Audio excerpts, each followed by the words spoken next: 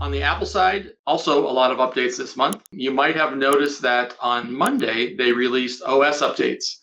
So there were a number of OS updates that were recently released. Here are the numbers and the number of vulnerabilities in them. Again, these are from the Monday release. So if you weren't aware of this, you want to make sure you include these in your Patch Tuesday rollouts. We also saw kind of a dot release on Sequoia in the middle of April. But the latest update they did jump from 15.4 to 15.5, and again addressing 50 vulnerabilities there in that one. So a large update for the most most recent operating system. They do support 3 versions, Sonoma and Ventura, going back 2 other years there. 33 vulnerabilities and 30 vulnerabilities addressed as well.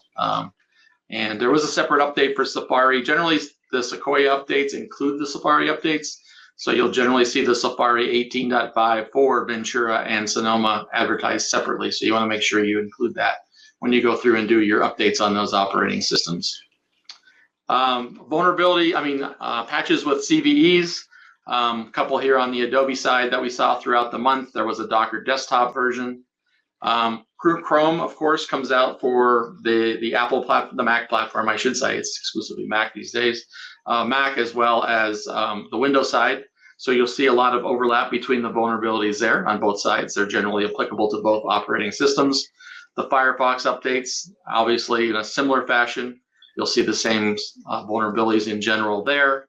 There is Microsoft Edge for the Mac device as well. So those typically come out weekly in sync with all the other Chrome updates, of course, because it's based on Chromium, the Chromium engine these days. And then finally, there was a mid-month release on the Microsoft apps. There was, you could see all here, the 16.96, various number of vulnerabilities addressed for each one of those. But if you are running it on the Mac side, you'll make sure you pick those up if you haven't already. That came out. And of course, Thunderbird as well for the Apple side as well. So